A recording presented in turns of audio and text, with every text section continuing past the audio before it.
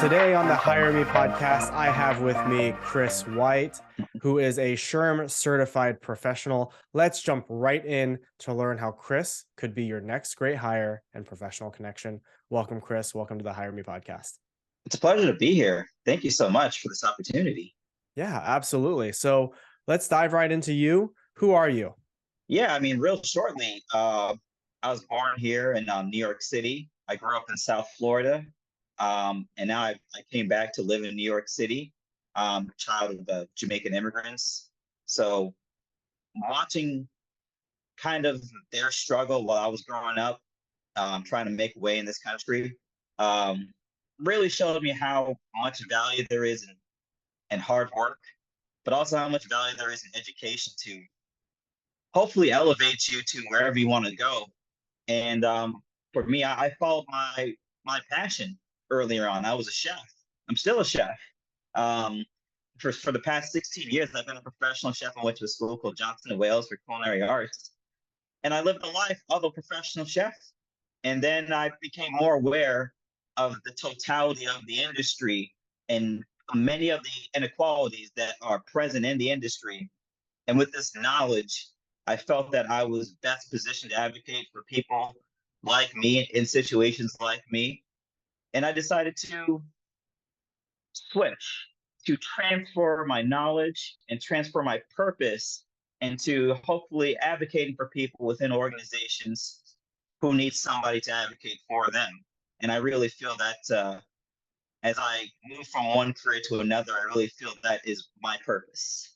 That's incredible. That's incredible to hear your story and how your story really led you into this career switch and your next role.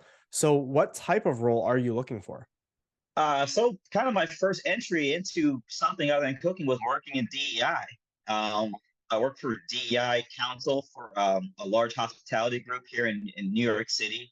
I was a board of member. I was a board of directors member for a nonprofit called the Restaurant Workers Community Foundation, and I just recently completed my DEI internship.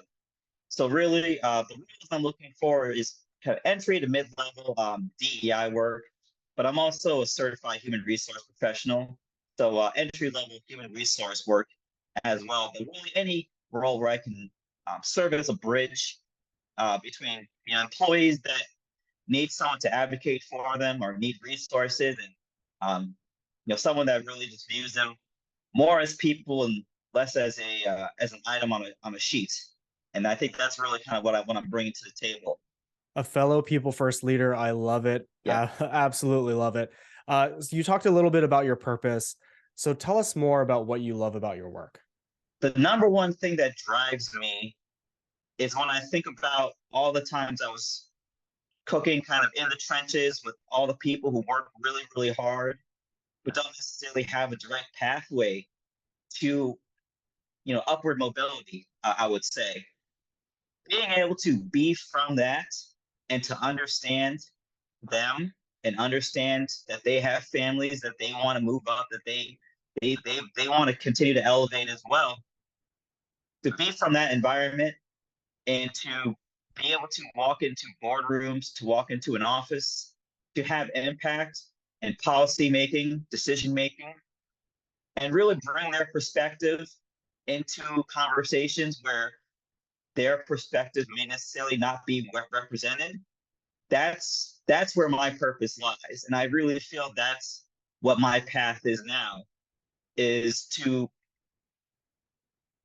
really be a voice for people who are not necessarily represented in conversations and decision making that largely affect them, and to not just be their voice, but to also understand that there's two sides to it, that there is the business perspective and there's also the worker's perspective. And I feel I can bridge both perspectives, and hopefully through a framework of a human-centered leadership, we can create solutions that work for everybody. A future bridge builder or current bridge builder thriving under high pressure situations. Pardon the cooking pun there. But what type of leadership and cultures have you found help you thrive? Yeah. I think there's people have a lot of preconceived notions of how kitchens operate, the type of culture, largely through television. It's not all, Hell's Kitchen. Um, Although it's at times it can be, but the environments that I've thrived in the most were really when I worked under leaders that had empathy, that were transformative leaders, that looked at problems individually and looked for individual solutions to these problems. Um, and I consider myself a servant leader. I come from the trenches, and I really want to advocate for people who are currently there.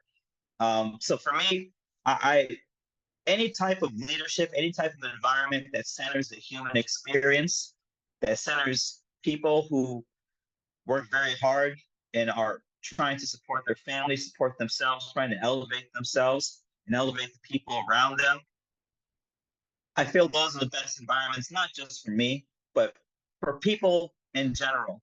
Um, we don't have to, particularly work in kitchens, we don't have to um, be in an environment where we are not treating each other well to get results.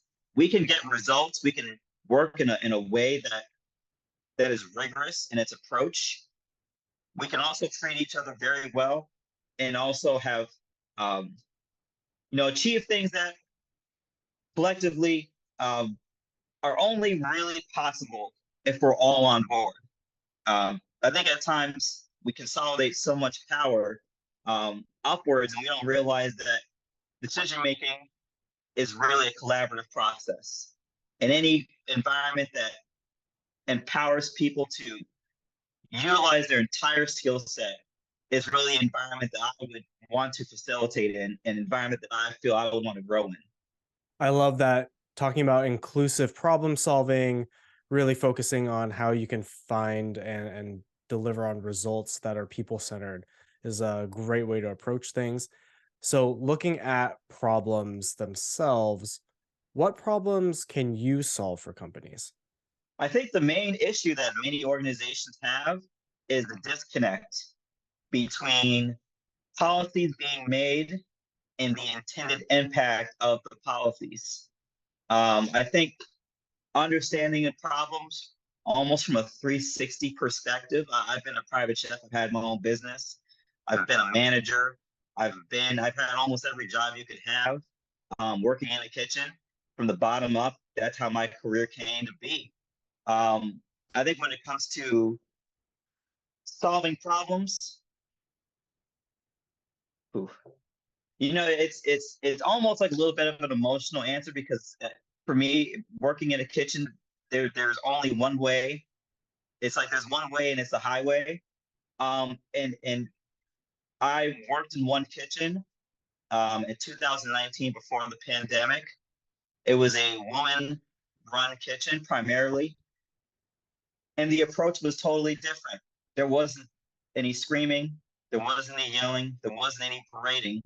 There was empathy, and because of this empathy, as cooks, we would run through a wall for our chef, because we knew our chef did not just care about our production, but cared about us as people.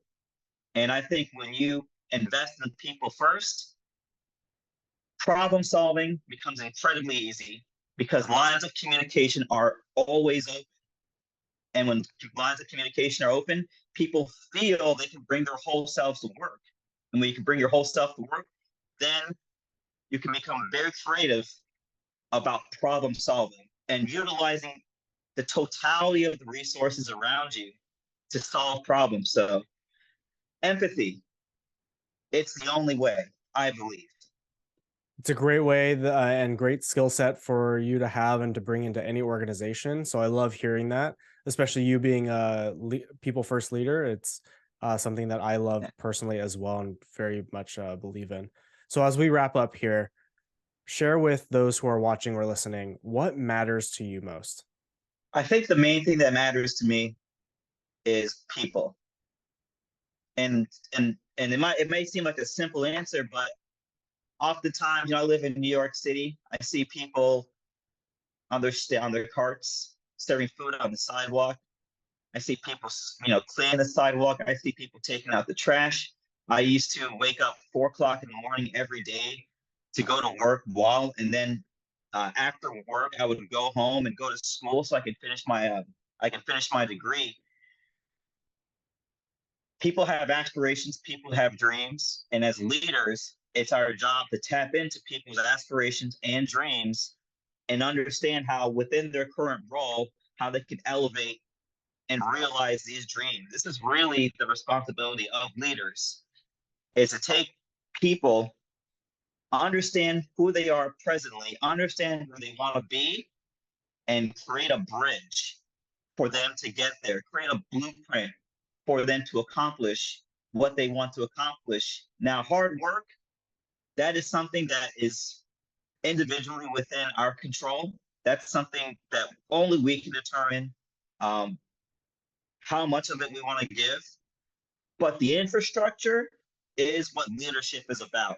And I think as leaders, when you can tap in, and going back to empathy, when you can tap into people, people will run through a wall for you if they feel you are personally invested in them. And that is, I think, what I bring to the table is that understanding, and also being that bridge of understanding and bringing that cultural competency to any organization that wants to further any type of policies that are bettering their employees, or are looking to shift into making policies that that'll better the lives of their employees. I seriously can't tell you how much I love that. Again, I think your care and love for people is so obvious as we're talking and so apparent. I really hope that you find an organization that not only values that, but jumps on the opportunity to be able to snag you. So again, thank you again for coming on the Hire Me podcast. It was great to learn more about you, your approach, your philosophy, your skills, and how you'll bring value into your next role. If you're watching or listening, be sure to connect with Chris White. Again, he is a certified professional, SHRM professional. So connect with him through the links in the description and show notes below. Make sure you are subscribing, following, and liking all of our content here on the Hire Me podcast so we can continue elevating more of today's top talents. Take care. Take care.